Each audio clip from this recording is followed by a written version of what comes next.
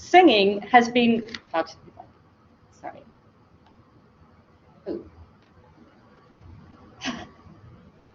Oh, not sure what happened there. I'll let you do that. Oh, did you? You're trying to go here? 7. I just need to go I'll just keep talking and move on from there. Yeah, Sorry. we'll Singing has been investigated as an intervention for individuals with a broad range of health conditions, not just respiratory health. For example, 3 months of singing for cancer patients was found to show improvements in vitality, social function, mental health, and bodily pain. And a recent study by researchers from the Royal College of Music, Imperial College and University College London, and the Tenebris Cancer Care Foundation found a decrease in stress levels, improvement in mood, and an increase in the levels of immune and inflammatory proteins that boost the body's ability to fight serious illness. Researchers acknowledge limitations in this study, such as a self-selected group of participants and no control. Participants in this study, as in ours, were already willingly singing in a choir, and it was unclear whether the benefits came from the singing itself or from being in a socially engaged environment.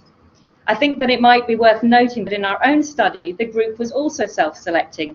People chose to join the choir or leave if they didn't feel that it was really for them.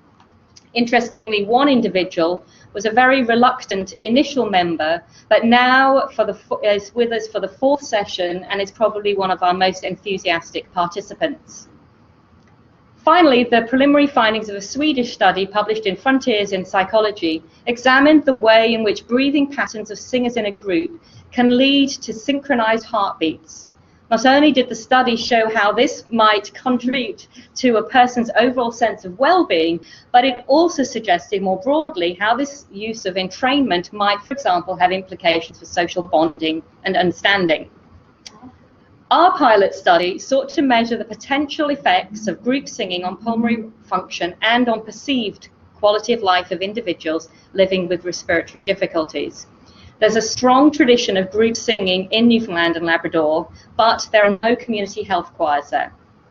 So we recruited our choir members through various channels, including pulmonary rehabilitation at Eastern Health, Memorial University, remote patient monitoring that supports individuals with COPD, heart failure, and diabetes, our own choir webpage, religious organizations, The Lantern, which is our rehearsal venue and has excellent networking throughout the broader community, other choirs, and through media.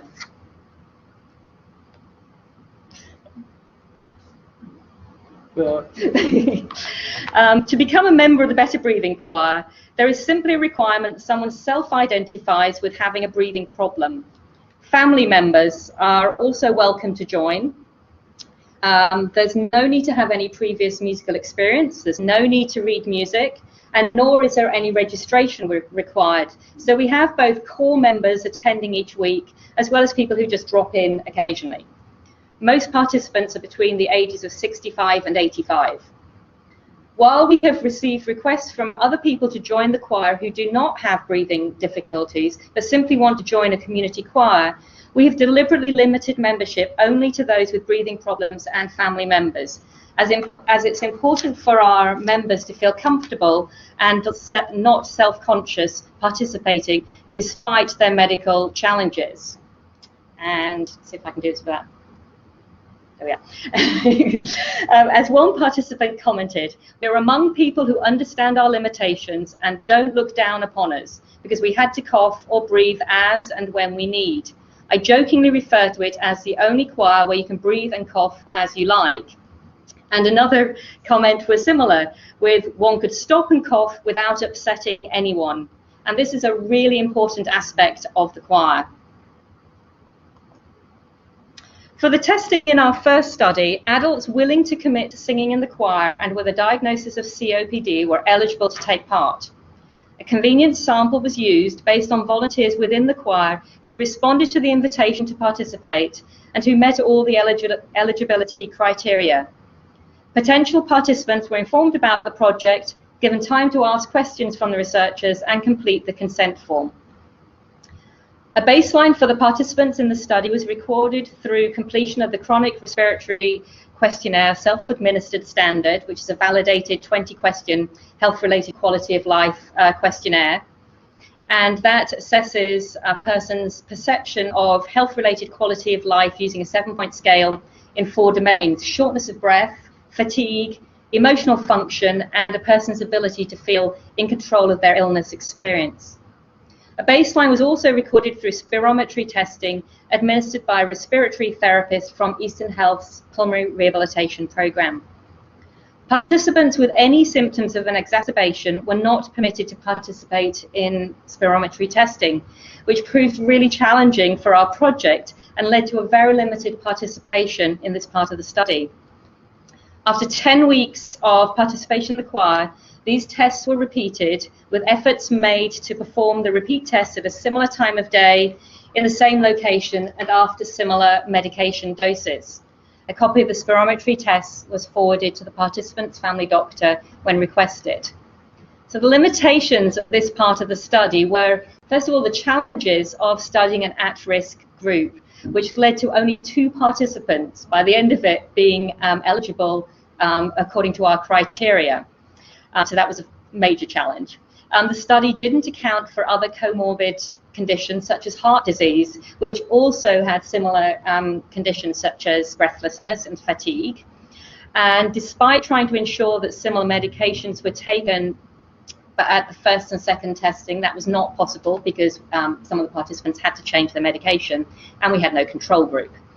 So while this was a good learning experience in terms of the pilot study, it did not provide us with any significant data from the spirometry testing to determine any benefits from singing. So a second part of our study was an ethnographic study using questionnaires and participant observation. For this, we expanded our study to invite anyone in the choir to participate. So participants had a range of diagnoses, including COPD, cancer, asthma, pulmonary fibrosis, emphysema, bronchiectasis, and Parkinson's disease. Choir sessions are held weekly at a venue specifically chosen to support the needs of our participants. Administered by the Presentation Sisters, the Lantern has a focus on well-being, social justice, and serving the community, so it's a good fit with the mandate of our choir. It provides a fully accessible, scent-free environment, with some participants relying on portable oxygen and others having mobility challenges. Good accessibility and parking close to the building was essential. We actually tried rehearsing in the School of Music, and that wasn't as successful because it didn't offer some of these facilities that the choir needed. Because of breathing problems, we needed an environment with good air quality and a warm space. So we've avoided meeting in the winter based on the recommendations of healthcare professionals.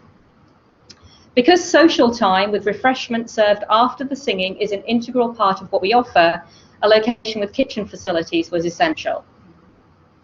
Chairs and tables are set up in a horseshoe configuration, and I did have a photograph of this, but we can maybe add that at a later point, to provide an informal, intimate feel where participants can see each other, which provides another level of support during practices. We rehearse seated, with participants able to use the tables for support. This setup also means that participants can easily access water to drink during the session, provided during the practice by volunteers.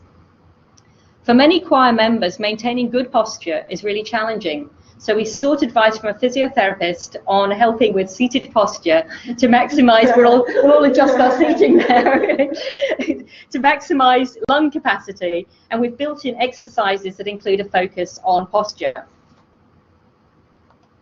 Oh, did it again. Each session follows the same basic structure. Each lasts 1.5 hours and is divided into 3 distinct sections. The first focuses on a welcome period, vocal and physical warm-ups, and relaxation. During the second, we work on repertoire chosen to meet the specific needs of the group. And the third part is social time with refreshments, providing support networks for those living with respiratory difficulties. So in the first section, we start with a welcoming period in which participants can become comfortable with the group before singing. Now into our 4th session, Choir members themselves take responsibility for ensuring that everyone has a name tag before the start of the session and providing a welcome to new members as soon as they arrive. Informed by approaches used in respiratory therapy, physiotherapy, speech pathology, music therapy, and vocal training, we use breathing exercises that focus on better breath awareness and control using pursed lip and diaphragmatic breathing to aid in relaxation and improve lung function. We do facial exercises such as massaging and yawning to relax as well as engage muscles, particularly important for our participants with Parkinson's, but also good preparation for singing.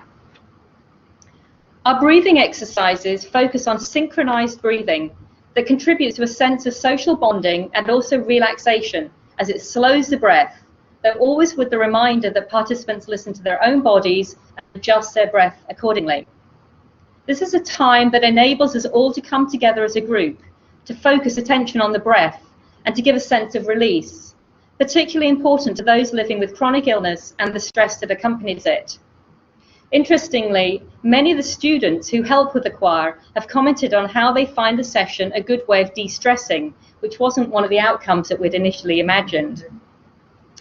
The period spent doing breathing exercises provides a balance between allowing time for relaxation and deepening and slowing the breath, but it's also an opportunity to teach techniques that can be practiced at home to become part of daily living, not just associated with singing. The breathing exercises can become a tool used to help participants deal with their lived experiences. They can be empowering, giving a sense of control back to individuals. We also include physical warm-ups such as dynamic stretches, aligning the breath with movement, including neck and shoulder shrugs and circles, head turns and side stretches. We should do those. Back bends, lower back twists, and coordination exercises that involve some aerobic activity. This provides the opportunity for some gentle exercise for participants whose medical conditions often limit their ability to exercise regularly.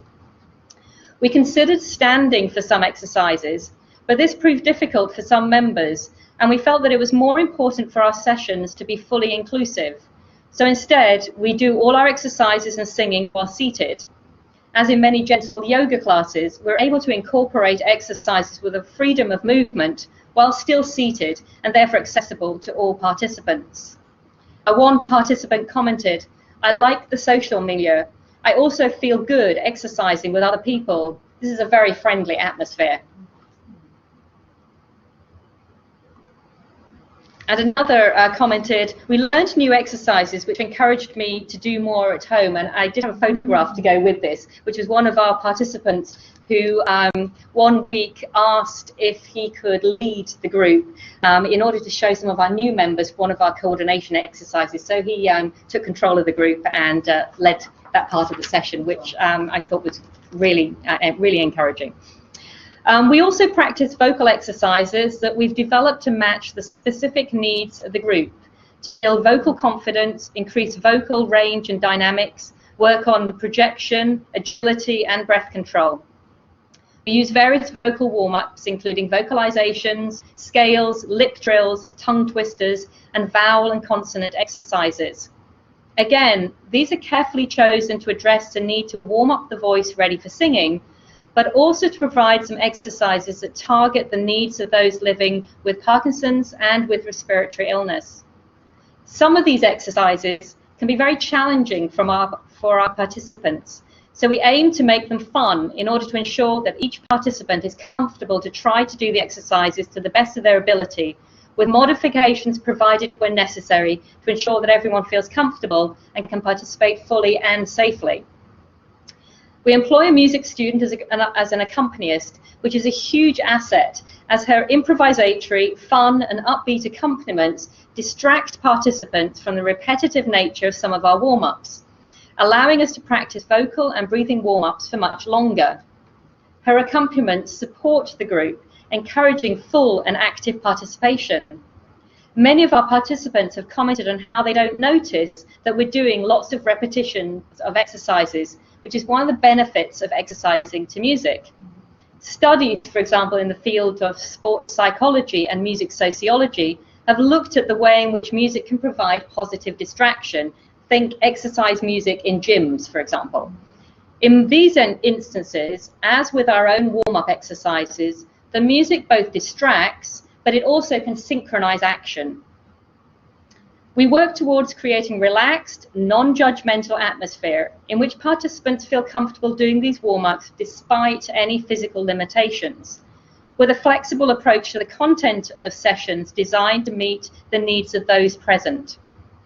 While this is not music therapy, the choir has much in common with music therapy practices, with a goal-oriented approach to singing as a therapeutic intervention based on assessing the needs of individual group members. So during the second section, we start with rounds and medleys and then often learn something new. So these serve both as good warm-ups, but more importantly, we use them to build confidence in singing ability, which encourages more active participation supported by the group. Singing together in harmony can create a sense of social bonding that has a positive impact on a person's sense of well-being. They're not alone in what they do. We hear the collective sound of the group, not the individual voices, and yet each voice is heard.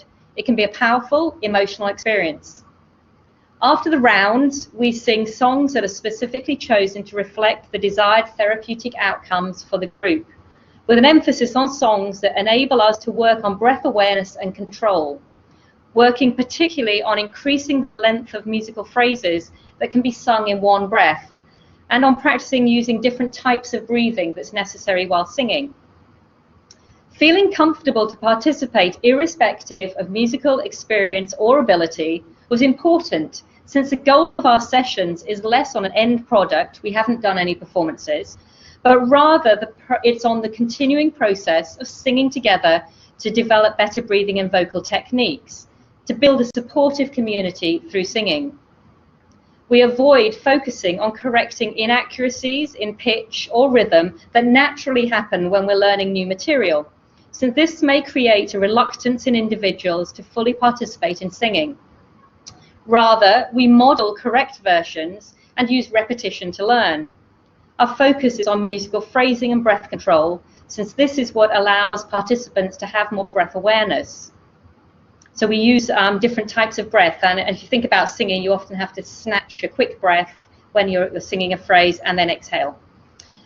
And we found that our participants are confident to sing when supported by the group, which is why we value the involvement of music students who are able to take on leadership roles within the group. One of our participants commented, "No pressure on those who are not musically talented." And another, "No tunes in me, but sang along." And again, these are really important comments for us because we know that everyone's happy to sing along, even when they are not always absolutely certain what they're singing. When a physiotherapist attended one of our sessions, he commented that the techniques we were using to work on breath control were exactly the same as those he was using in pulmonary rehabilitation. We just did them while we were singing. For some individuals, there's a reluctance to practice exercises from physiotherapy at home, yet a willingness to sing along with a group. So incorporating such exercises within a singing session can begin to address this problem for those who actually enjoy to sing. Respiratory choirs or health choirs that serve a specific population differ from regular community choirs in that their design is focused primarily on therapeutic rather than musical goals. However, choir members have become increasingly interested in challenging themselves musically. While we started singing only in unison, choir members now like to sing in parts, so providing an additional level of musical challenge and satisfaction. Although in many respiratory choirs in the UK, for example, songs are often taught by ear and without accompaniment, we've opted to provide our participants with music, though many of them don't actually read music, and we always have an accompaniment. Interestingly, participants have commented on how they like to receive copies of the music, irrespective of whether they read the music. And one of the unexpected outcomes from the project has been the enthusiasm with which our participants want to engage in learning about music, so developing new skills. One individual commented that he didn't know why he had waited until he was over 70 to start to learn to read music and to sing. As a musicologist, primarily trained in theory and history, I can't resist incorporating information about the music that we're singing into some of the sessions. So I was quite surprised and delighted that there has been such an interest in learning more about the music. To maximize full participation in the singing, we invite members to request songs. We evaluate the songs for their therapeutic benefit, and then we arrange them for the choir. While not all songs are appropriate for the group, we have been able to incorporate many of the requests by making choir-specific arrangements. We also try to use repertoire that is already familiar to participants through listening. So, for example, we use a lot of Newfoundland songs, which are really popular with the group. During the third part of the choir session, volunteers from the group, together with students, serve refreshments. Some weeks we've had guest speakers who present and answer questions on a range of different topics relevant to individuals with breathing difficulties. And you can see from this list that we've had various topics given by a respiratory therapist, physiotherapist, nurses from remote patient monitoring, nutritionist, and community nurse. And one area that we've not yet addressed, but which is a priority for the future, is a talk on mental health. All respondents from our questionnaires found the presentations to be informative and beneficial, providing an opportunity for lifelong learning relevant to health. And one participant commented, "I appreciate the lectures and I still keep learning about chest conditions and new methods that are coming out." The social time serves as a support group, both more formally during the talks and informally as participants have the opportunity to chat together after singing.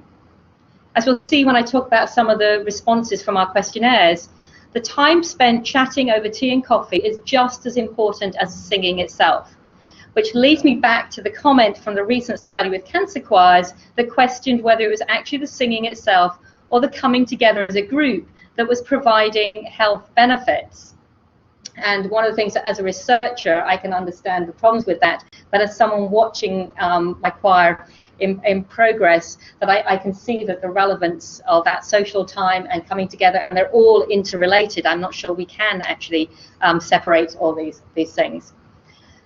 Perhaps one difference between singing in a group and simply coming together socially, particularly for participants with little musical experience, is that singing can expose a person's sense of vulnerability, fear of singing in front of others. But in a supportive environment, choir members can overcome their fear and through that enable them to build resilience that may have a positive effect on their daily lives.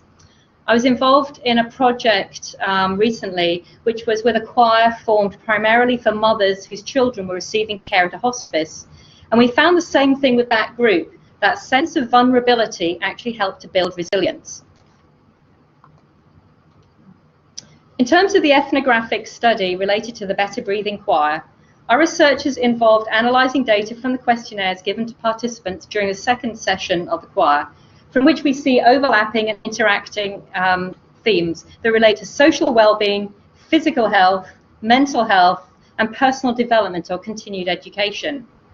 So in the remaining time, I'd just like to draw some attention to some of the responses that we received from our participants and some of the themes that came out of it. The first, and probably one of the most important ones that came out, was that of belonging and friendship. There were a lot of comments about feeling a sense of belonging, of making new friends, of feeling like family, particularly during the social time. For many participants, this was their only outside social activity, so choir was important for psychosocial reasons, allowing them to connect with others in a relaxed, positive environment. And this ties in with the findings of research from a number of disciplines that indicates that social participation, particularly for older adults and those suffering from chronic conditions, is an essential component of a person's overall mental, emotional, and physical health. That people with strong social support networks report feeling healthier and therefore have better quality of life. And that conversely, social isolation and loneliness may pose health risks. After a break from choir sessions over the winter, participants indicated how much they had missed the regular choir sessions. So I just have a few quotes here from our respondents. So the first, the social aspect is very important to me. It gave me back something to look forward to each week, as it's the only outside activity that I do. And a very nice, friendly group of participants, almost like a musical family. Loved camaraderie, fellowship, new acquaintances, making new friends and having a cup of tea to relax for the night out. So another category that we find was the idea of shared life experiences, of understanding. Participants talked a lot about the importance of being able to meet other people who share similar medical challenges. So again, it wasn't just being part of a group that was important, but being part of a group with common understanding. The value of this type of support group is that the focus isn't on a problem, it's on shared learning. Yet there's the knowledge that others understand the challenges and therefore are able to be supportive within a positive, fun environment. So our focus is on singing, but the understanding is of some of the challenges people face. So again, we had a few comments that referred to that. One is it's interesting to meet other people with pulmonary problems, meeting new people who have the same problems I do, and it makes me think my condition is not as serious as I thought it was, which I thought was quite an interesting comment. Some participants refer to the value of being able to share a common love of music, something that they missed as they were no longer able to participate in regular choirs because of their health conditions. So what percentage would have been in choirs before this? A good portion of them? No, I would say, I do have the numbers, but about a quarter, maybe. It's a very small number. So the majority of our participants have no choir experience at all. Most did have some singing experience because the Newfoundland education system, particularly for this age group, included singing lessons. Okay. So they would have done some singing at school, but certainly in recent years, none of our participants were in choirs. But there were a few who did have singing experience from choirs, but not the majority. Many of our participants commented on feeling excluded from regular choirs because of their coughing. And I alluded to one of those comments earlier, but another participant said, I had been involved with choir since I was about 7 years old, but had to stop because of my lung condition. I have a form of leukemia which has compromised my immune system, and as a result, I've had numerous lung infections. All of this has left me with a chronic cough, which can be triggered by anything. No choir will accept a person who cannot either hold and control a deep breath, and certainly not one who cannot control a sustained coughing spurt. So the choir has offered some of these people the opportunity to sing together again and to talk about music informally over a cup of tea. Another aspect of the choir was intergenerational learning. In addition to the formal feedback, participants frequently comment on how much they enjoy having students from the School of Music participate in the choir. In addition to providing musical support, particularly during part singing and modeling good vocal and breathing techniques, they provide a social support during their interactions with participants, creating a positive and enriching environment. So we had a couple of comments about this actually in the questionnaires. So we had students, a real treat, nice to have young people around, and I like that there are young people, the young music students in the mix.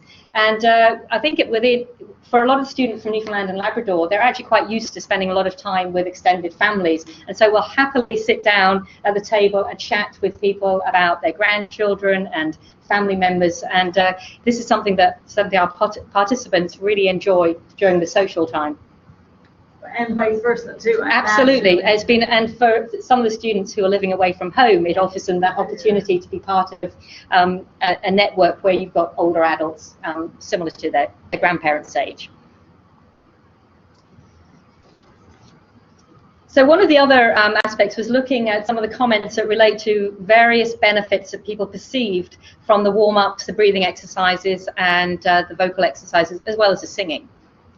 While most references to the physical benefits related to participants' perception of respiratory function, we also had comments from respondents about posture and volume. As I mentioned, we incorporate exercises to address posture and exercising facial muscles, as well as lip trills and glides and sirens that were recommended by a speech pathologist, particularly for individuals with Parkinson's, but which also are standard warm-ups for choirs. These warm-ups can help improve voice quality, since hoarseness affects many people with COPD and other lung diseases. The lip trills in particular are now something of a running joke with the group, inducing a lot of laughter when we do the warm-ups, but which actually some studies show that laughing is beneficial for people's health, so that might be an additional benefit to it. These lip trills are a really valuable part of the warm-up process used in choirs and by speech pathologists because of the way in which they help coordinate the breath with voicing, leading to a healthier sound. They force the singer into using the diaphragm more effectively because the lip trill creates a back pressure at the lips.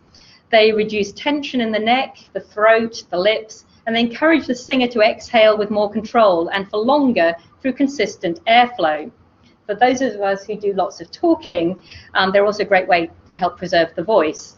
But in the group, it just becomes a joke when they anticipate that I'm going to tell them we have to do the lip trills, and we can practice at some point if you like. All our participants responded that they believed that the breathing exercises and singing were beneficial for their health, even though in the cases of those that we did actually do spirometry testing with, there were no quantifiable improvements. The perception was that there were improvements in breathing, and therefore there was a perception of overall increase of well-being. And for me, that's actual increase in well-being. So we received comments such as better breathing at a time when I need it, or the choir is the best lesson for people with COPD to help open up their lungs to have a better breathing and have more confidence in themselves. It's very beneficial to people like myself.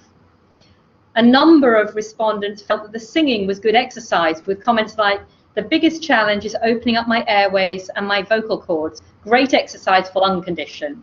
I feel like my lungs have a workout. A lot like aerobics, because you're encouraged to take deeper breaths, thus more oxygen, and maybe the release of happy hormones. And actually this idea of aerobics is that we often do have to take a break between verses of a song while people do catch their breath. They have a drink of water. Our accompanist makes a little interlude on the piano, which is why she's so important in the process.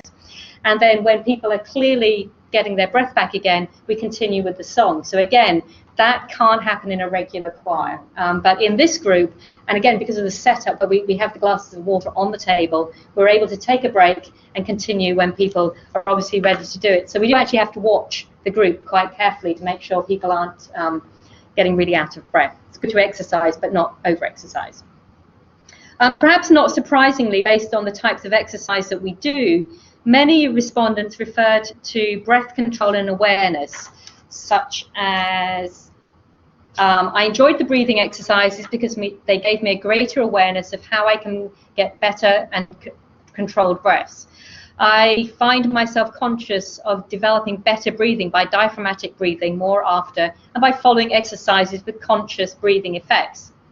The breath control while singing is great exercise for the lungs, and I'm more conscious of making an effort to breathe deeply both in and out. And that last comment is actually quite important, because for someone with COPD, it's actually the exhalation that is problematic, which is why singing may be beneficial. In order to sing properly, we need to control and support the way in which we release the air in order to maintain a steady flow and create a beautiful singing tone. It's not just about the way in which we breathe in. We also received comments specifically about deeper breathing, such as, it made me realize the need for deep breathing to strengthen my lungs, or I now know when I'm required to take a deep breath or a shallow breath and when to hold a note. And in this second comment, we have a reference to how with singing, we don't just use one type of breath.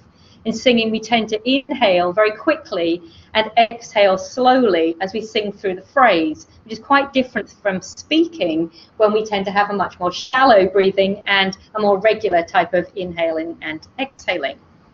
So while better breath awareness and control has the potential to improve physical well-being by encouraging more efficient lung function, it also has the potential for positive impact on mental health. Participants made comments such as, "It makes me forget tensions and I get happy.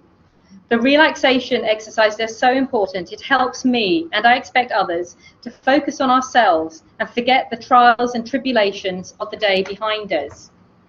I feel relaxed and glad that I've been participating. Music makes me happy. At the end of the session, I leave relaxed, happy, and charged." And then we had the words uplifted, relaxed, and energized. A number of participants talked about how they use techniques from choir sessions at home for purposes other than just singing, to help with managing exacerbations of their conditions or using them as relaxation during treatments. While the exercises are definitely not a substitute for medical care, and we're careful to state that, they may be useful in helping participants cope with challenging everyday situations, as some of the exercises can be done very easily without anyone else knowing that they're being done. They're not the lip trills, but some of the other ones. Well, you can do them, but everyone will know you're doing them. In the responses, words such as uplifting, energized, joy, fun, upbeat, positive, invigorated, laughter were all used to describe how people felt. And another theme that emerged repeatedly from the questionnaires, and I was actually quite surprised by the number of comments, was that of increased self-confidence and self-esteem.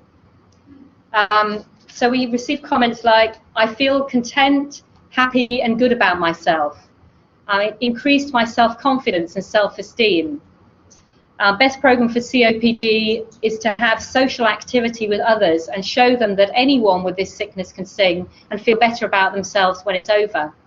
It makes a COPD person feel like a person and that they can participate in singing. And it made me feel I can be part of a group and not need to worry about having to cough a lot. Gave me back some self-confidence."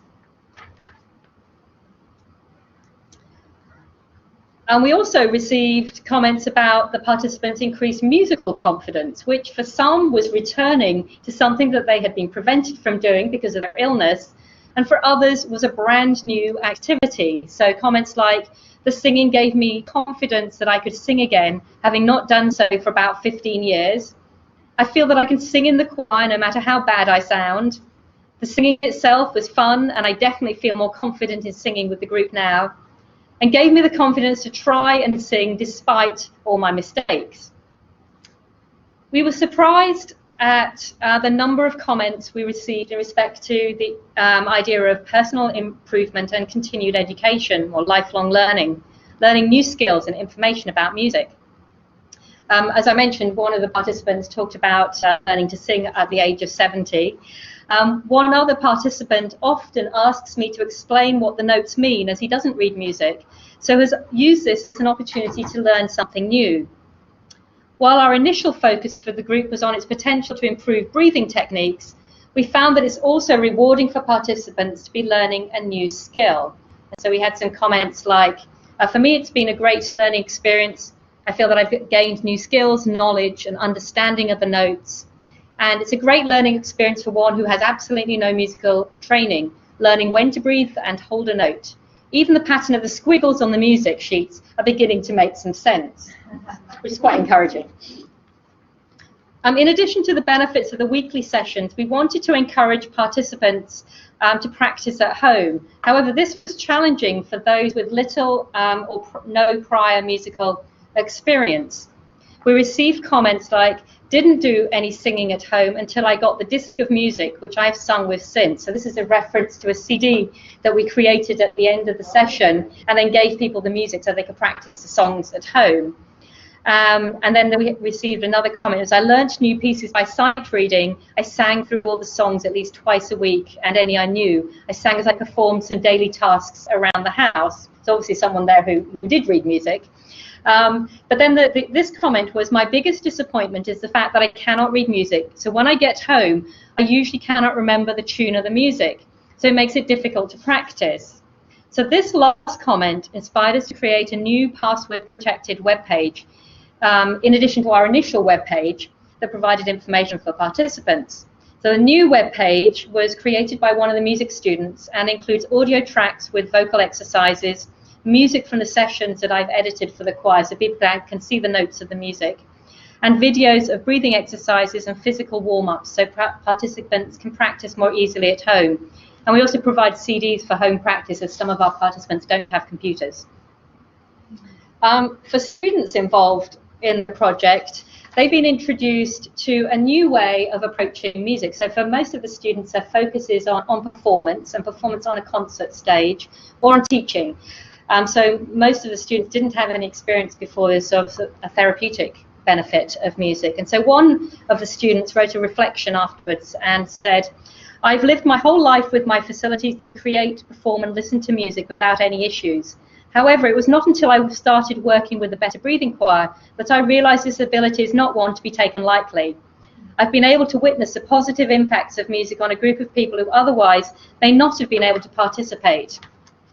And I think for a number of the students, it's actually, I think, opened their eyes up to how to introduce people to music who do have challenges. And for many of these students are getting into the school system where they may not be dealing with, or they won't be dealing with people of this age group, but they will be dealing with students who have all sorts of challenges, both physically and cognitively, and their learning, I think, can be improved by being part of this type of group. So just a few conclusions from our project. When we conceived the choir, our focus was on aiming to improve our participants' breathing through exercises and singing. One aspect that I think we underestimated was the value participants placed of being able to sing again in a group. For those who felt excluded and isolated from other groups because of their medical conditions, the choir offers an inclusive experience, enabling them once again to engage in an activity that they love. It's rewarding to observe the enthusiasm with which participants want to learn new breathing and vocal techniques and acquire new skills. Engaging participants in making suggestions about how to run the choir has also been useful for us, but also it's a way of empowering participants. They know that we can't always accommodate their requests or the suggestions, but we're always open to dialogue. Our experience running the choir in St John's is quite different from running the respiratory choirs that exist in urban centres in the UK and elsewhere. There isn't the option to travel easily to attend different types of support groups available in different cities, and with a smaller population, it isn't always easy to provide support for highly specialised groups. Hence, we expanded our choir to meet the needs of individuals with a range of different respiratory and vocal challenges. As a result of our work, we've been asked by a local physician to try running some workshops through a health clinic outside of St John's in order to provide support to individuals with breathing difficulties who live in a rural community. Our goal in sharing the results of our work with the choir is to encourage healthcare professionals and policymakers to consider options for multidisciplinary care for individuals with chronic disease by engaging members of the community in an arts-based health intervention informed by best practice from a variety of disciplines. We don't suggest that we're offering a cure, nor do we force participants to attend if singing isn't something they enjoy. What we do try to do is offer a meaningful experience for those who attend by engaging them physically, socially, and mentally through music. In a document published by the World Health Organization on empowerment and mental health, the authors note that empowerment does not occur in the individual alone, but has to do with experiencing a sense of shared experience and connectedness with other people. The authors refer to 4 essential components that lead to empowerment: self-reliance, participation in decisions, dignity and respect, and finally belonging and contributing to a wider community. In its way, the Better Breathing Choir strives to offer its participants this sense of empowerment, of taking control over their voice and their breath, and creating a sustainable community built on shared experience and respect. Before concluding, I just want to leave you with the words of one of our participants. And he wrote, and he's probably the best advocate for our group, "I think music groups for other people going through medical problems would promote their sense of well-being, help them feel that they're not alone, and would give them the opportunity to focus not on their illness, but on their enjoyment." Thank you. Wow. Okay. It was wonderful. Thank you. So uplifting. Yes. It really is very maybe I come and start a choir. Yeah. I'd love to. Actually, Susan used to sing in the Mendelssohn choir. Oh, really? Yeah. I mean, I think that singing, and it doesn't matter what someone's experience is, as long as the music is accessible. So is easy enough that people can engage with it, but challenging enough that you're not bored. So it's that delicate balance. But there is this thing about singing in a group that it doesn't matter if someone isn't singing quite the right line. And I think that for music students, it's important to see how it's not about musical perfection, although we are actually aiming for something that improves, but we're not aiming for the perfect performance. That's not what's important. But it is also challenging our participants and not speaking down to them, which is why we love singing rounds, because they sound good, because we're singing in 3 parts, and so everyone feels like it creates a good sound. And now we're singing in parts. One of the music students commented that it gave her goosebumps last week because it sounded so good. So we do continue to improve. So. Because, you know, coming from a social work perspective, I'm very familiar with the idea of support groups. But honestly, in support groups, people usually come to share their aches. Right. And this one, they have the idea of camaraderie, but having a focus outside their illness. And I imagine it'd be very interesting to compare. If you're looking for a control group, you typically would have one that's just a therapeutic group and see the different outcomes. And I wouldn't be surprised if you see this empowering sense of participating. And I think that is one of the things, is that you know, a lot of the time during the social time, people do talk about, you know, what medication they're taking, but for most of the time they're not actually talking about that. They're just chatting generally, but they know that when they cough, and they do cough, I mean, some of our participants cough a lot during the session, nobody reacts to it at all. We just offer extra water and we keep going, or we take a little break while everybody coughs. So there's that support there that, and because there is no support group in Newfoundland and Labrador at the moment for people with lung disease, we did invite healthcare professionals in. So there is that aspect of providing support on that level as well. But actually, I think it's having that cup of tea and sitting around chatting informally that does provide support, and it's a positive focus rather than a negative one. So how many participants do you have? We usually have between about 15 and 20. So there's usually a group of about 15 that are our sort of our core group, and then we've had probably up to about 25. That's a nice size, actually, because we can still sit in this shoot formation, which I really like. If we got much bigger, we wouldn't actually be able to do that. And then camaraderie is partly because they know everybody. They know each other, yes, and like some people always sit in the same seats. Other people like to try different seats and meet other people, but it's nice being able to see each other. I think there's something about that. We don't sit in rows, and you can feel the support of people around you, and you can see it as well, and people smile at each other. So there is actually, and I actually get them to do that. So we'll sing, and then there's a reminder that we need to smile, and there's that idea that you're actually connecting with other people in a positive way, and you don't get that when you're in rows with a choir. So it would feel quite different. So again, that number actually works quite nicely, although we'd like to expand it on some levels. So how many are come back? Like, you've done it now 4 times. So that the group of about. Oh, sorry.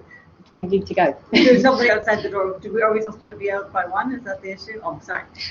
Probably about 10 are people who've continued all the time, and then we've built new ones who've been adding to that. And we've deliberately had this flexible approach so that if people are sick, they obviously can't come along, so they can just drop in whenever. And we were funded. We had a grant to do that, so that pays for the rental of the space, and it pays for students. And so we don't need to charge anything. We don't need to have a registration. And the idea is that we are going to find funds when that runs out. We were given an award by the Canadian Federation of University Women, so that will sustain us for a bit longer. And then we'll have to look for other funding so that we don't have to charge for it. It sounds like we have a couple more questions. Do you mind if we just take it outside and we can ask it? Should I just remove this? Yeah, I want a trill. I'll do that when the camera's off.